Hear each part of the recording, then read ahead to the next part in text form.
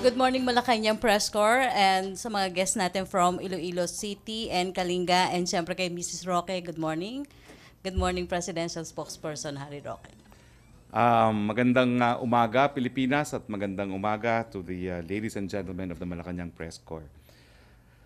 Well, for our good news, first, I'm pleased to announce today, March 8, International Women's Day, that the Philippines tops the Women in Business 2018, where our country was ranked as having the most number of women executives.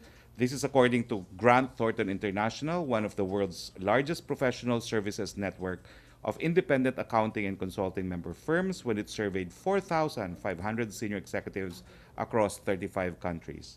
The report reveals that 46.58% of Filipino women in the workplace hold senior management roles, a proportion that is way above the global average of 24.14%. It attributed our country's top ranking to non-discriminatory policies for recruitment, paid parental leave, and flexible hours as among the practices. The Duterte administration continues to improve the lives of Filipino women in all spheres, economic, social, and political. Women and men are equal partners in the pursuit of the country's development as we all vow to fully implement the Magna Carta of Women this International Women's Day. And secondly, the Duterte Spouses Association Inc. recently visited Albay to conduct assistance to communities displaced by the eruption of Mayon volcano. The Duterte Spouses Association Inc. distributed relief assistance in partnership with foreign chambers of commerce, RAM, and local associations. I heard that. The Duterte Spouses Association Inc.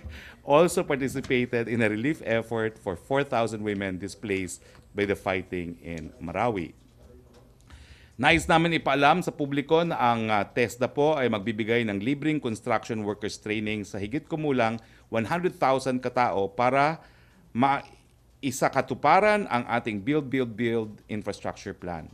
The project has already received application forms in 122 TESDA training centers on February 27 and 28 for the National Technical Vocational Education and Training Enrollment and Jobs Bridging. Graduates of the skills training, especially the indigenous peoples, the poor, the rebel returnees, will be recruited to play a vital role in the development of infrastructure projects such as the construction of roads, bridges, and establishments. Of course, we have to do this because apparently the Build program has already resulted in some kind of a shortage for construction workers here in the Philippines. No? Questions?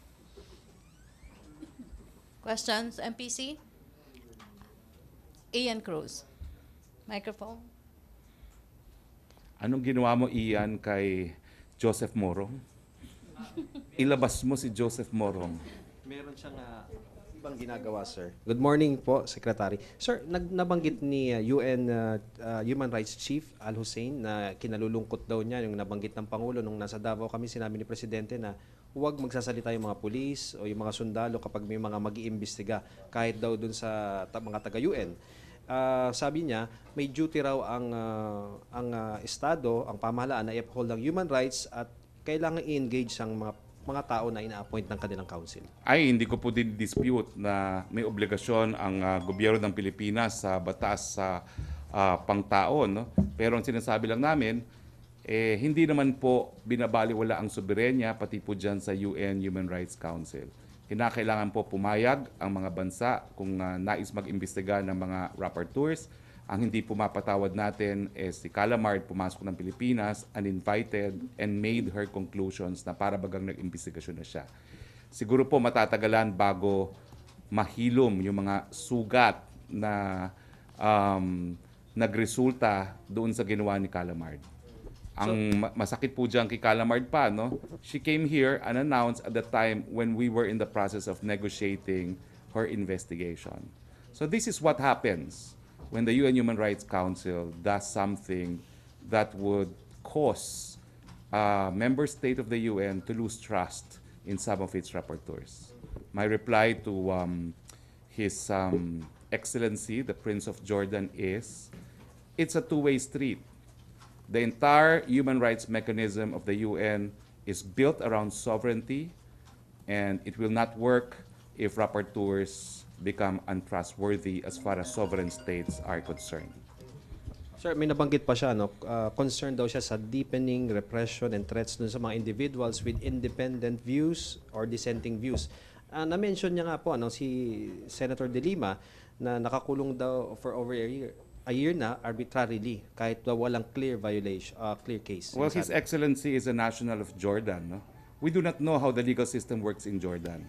But in the Philippines, the judicial branch of government is independent, and no one, not the executive, not the legislature, should intervene. So, Your Excellency, I do not know what kind of a system that you have in Jordan, but in our system, we respect the independence of the judiciary. We will allow the judiciary to proceed and decide on the case of Laila De Lima. And I'm sorry if our legal system is vastly different from your legal system in Jordan. Okay, thank you. Follow up? Follow-up? What was the scenario? Wala nang follow-up? Laila Salaveria. Sir, good morning. Sir, na-mention yung matatagalan bago maghilom yung mga sugat. Does this mean we won't be open to any investigation while we're still feeling hurt over the actions of Calamar? Well, the last word that I had with the SFA in this regard is apparently the UN Secretary General said that they will be proposing names. We're awaiting the names. Names of new rapporteurs. Possible rapporteurs, no? So that's where we are. Awaiting names for new rapporteurs for Yes, the case. definitely. Sir, The Special Rapporteur in Extralegal Killings is only one of the Special Rapporteurs under the thematic rapporteur system of the UN Human Rights Council. There are other rapporteurs.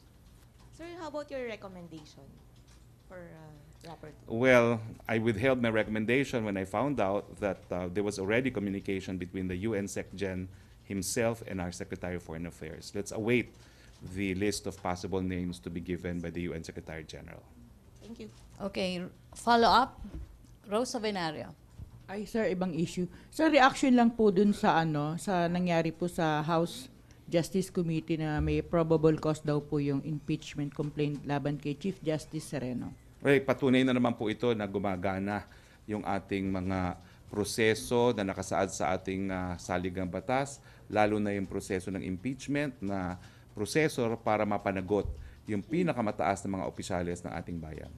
So, nagagalak po kami na nakita natin na gumagana muli ang ating institusyon.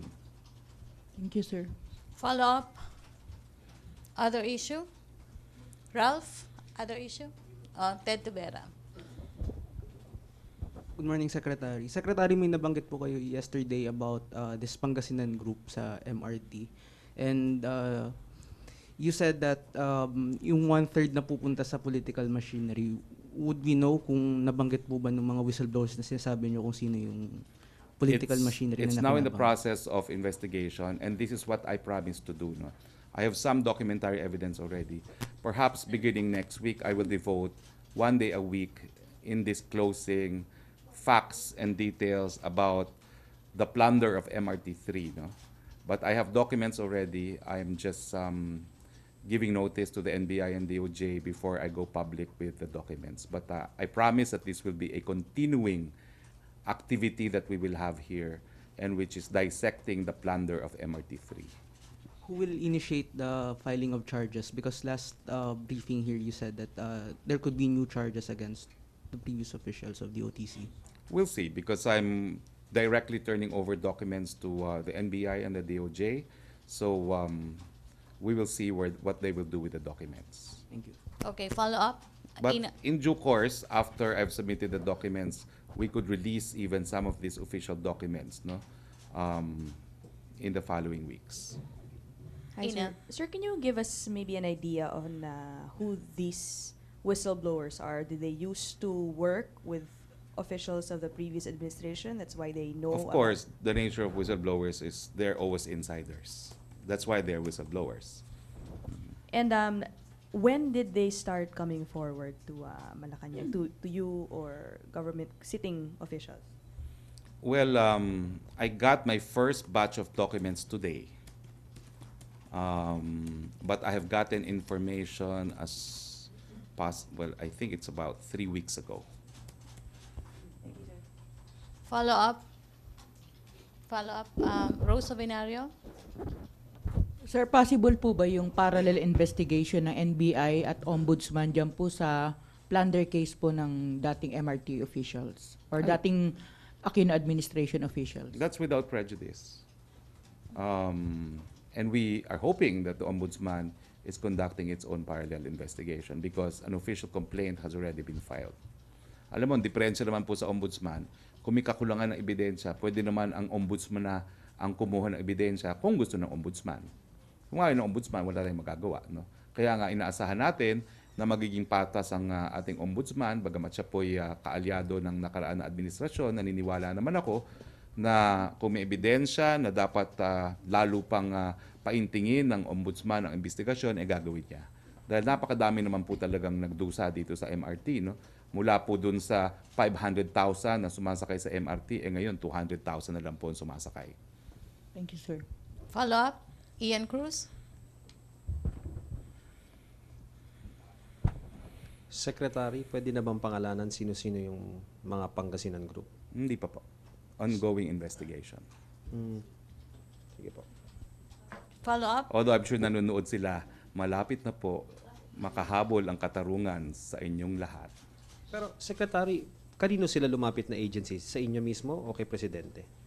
Yung mga Well, whistleblower? ako pong linapitan at ako pong binigyan ng dokumento ngayon na ifo-forward ko naman sa NBI. follow up, Virgil. Sir, ilan po yung whistleblowers na lumapit sa inyo? Dalawa na po. Dalawa. They are from the DOTC po? Directly involved po sila sa MRT3. Okay. Thank you. Yeah, are they connected? Hindi na sir? ata. Hindi na. Question, MPC, follow up. Alvin Baltasar, follow up muna. Microphone, Laila, please. Thank you. Sir, sir, kasama po ba doon sa dalawang whistleblower si dating GM Albi Tangkol? Hindi pa po. Hindi pa po. Ay, hindi pa, sir. Sir, may feelers ba na lalapit din siya? Matagal na naman nagsasalita si GM Vitangcol. Let's just say that with independent information being furnished me right now, perhaps I should go out of my way and refer GM Vitangcol also to the NBI.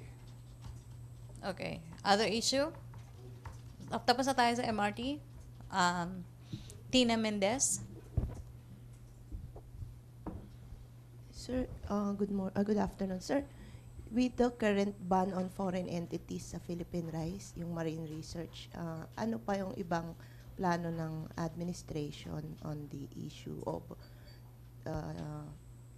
food security and national security? Well, gaya po ng napagpulungan sa kabinete nung Lunes, no?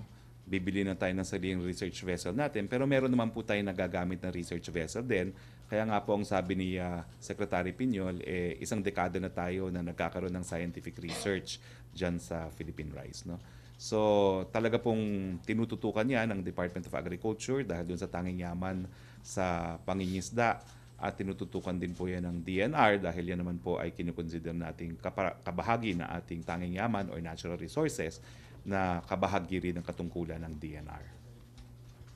Sir, meron bang plans na i-open to for commercial fishing by Philippine companies or to our local fishermen? Kasi we have already asserted our rights, then wala na sigurong makikialam kung mag-fishing tayo doon. Hindi na po kailangan pagplanuhan yan. Dahil yan po ay kaparte ng EEZ, bukas na po talaga yan sa pangingisda para sa mga Pilipino. Wala pong kinakailangan na deklarasyon dahil yan po talaga ay karapatan ng Pilipino na mangalap ng tanging yaman sa mga areas na classified as exclusive economic zone. Nalinawin ko lang po yung exclusive economic zone, yung karagatan. Yung continental shelf, yun yung lupa sa ilalim ng karagatan. So natural, hindi ka po pwede mangisda sa continental shelf dahil wala pong isda sa continental shelf. Questions, MPC? Alvin Baltasar? Sir, patanong lang ni Deo. Sir, reaction lang doon sa pagsasampa ng tax evasion against Rappler ng BIR. Well, ano pong reaksyon natin dyan? Kundi ang batas pinapatupad. kung meron talagang hindi nabayarang buwis, dapat managot. At kung ako naman ay nakatanggap siguro ng ganong kalaking halaga na $1.5 million, ako mismo magbabayad na ako ng buwis. Okay, thank you, Alvin. Ted Tubera? Secretary, binanggit niyo po kahapon sa press briefing sa Palawan na the President is willing to disclose his bank accounts to the public. Kasi the other day, sinabi niya na he is willing to disclose it sa PACC and not only on Senator Trillanes. Bakit, sir, hindi pwede si Senator Trillanes? Una-una lilinawin ko po kasi nakatanggap ako ng mensahe according to the chair of VACC na hindi raw totoo yung kumalat ng balita na ibibigay ni Presidente yung kapangyarihan sa VACC mismo, no? Sa Presidential Corruption. Anti-PACC, no? So meron akong nakuhang mensahe dun sa Viber group namin, Interdepartmental Viber group, na hindi raw totoo yung ganung impormasyon. So yun lang po ang nakita ko, no? Pero kagabi, doon sa Clark, inulit na naman ni Presidente na matagal na niyang hinahayaan ang publiko na tignan ang kanyang mga account dahil matagal na niyang sinasabi na hanggang 40 million lang ang laman ng kanyang account. Kung merong makuha in excess of 40 million, siya daw po ay magre-resign. Hindi lang niya papayagan si Senator Trillanes. What about other opposition personalities? Sabi po niya kahit sino pwedeng tignan ang kanyang bank account para ikumpirma na hindi po higit sa 40 million ang laman ng kanyang mga bank accounts. So, Senator Trillanes lang talaga yung bawal, sir. Ayaw niya talaga kay Senator Trillanes. Thank you. Okay, question, Bombo, Raymond? Follow up muna, Ralph. Other issue, Ralph. Sir, mabalik po doon sa impeachment, sir. Ano pong ina-expect natin sa pagpunta ng impeachment case sa Senate po? Hindi pa naman po dahil pagbubutuhan pa yan sa plenaryo. So, ang naaprubahan lang po ngayon sa committee level, no? So, nakita naman natin ang nangyari kay Chairman Bautista, no? Kung anong desisyon ng komite, pwede pa rin mapabaliktad sa plenaryo. So, antayin muna natin ang boto sa plenaryo dahil yun ang magiging susi para umusad yung impeachment complaint nito at maging impeachment case sa Senado sitting as an impeachment court. Okay, Raymond Tinasa? Sir, doon lang sa election fraud expose ni Senator Soto. Sir, don't you think this is already a water under the bridge considering na mag-election na naman at nakailang taon na yung mga nakaupo, supposedly mga nanalong kandidato? Well, hindi na siguro, gaya na sinabi ko kahapon, hindi maapektuhan yung term of office ng mga nakaupo except for the Vice President and the 12th seat in the Senate, no? Dahil lahat po ng election protest na po pwede maging dahilan na mapatalsik ang isang nakaupong opisyalis, no? Ay tapos na yung time frame within which to file an election protest, no? Pero importante po to dahil Smartmatic pa rin ang kinontrata ng COMELEC para magbigay na o mag-provide ng automated election services sa susunod na namang halalan.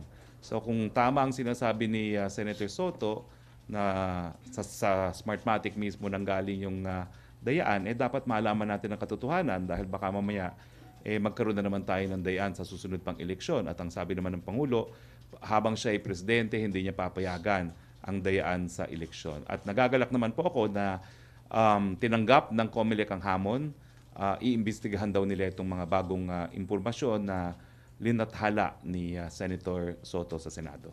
Yes, speaking. But do you expect a reliable result of the probe to be done by COMELEC? Considering na Mr. James Jimenez is now saying na parang wala naman daw nangyaring dayan for now, walang proof. At saka yung sinasabi daw na parang early transmission ay parang bahagi ng parang dry run or testing ng mga from the precincts yung mga butuhan. Siguro naman po dahil anytime now the President will appoint 2 commissioners and I understand there will be a 3rd vacancy. So the President would have appointed 3 commissioners before the conduct of the next elections, and it's a different COMELEC altogether. No? So, but categorically you say na in one way or the other, the President did not benefit from the alleged election fraud, if ever, if it is true.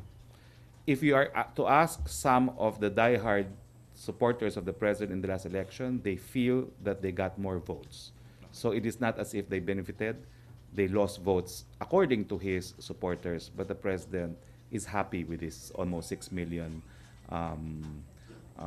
edge over his closest political rival. Thank you, sir. Okay, questions? Okay, no more? Thank you, Presidential Spokesperson you. Harry Roque. See you next Monday. Okay, thank you Malacañang Press Corps and from our guest. Back to main studio sa Radyo Pilipinas and People's Television Network.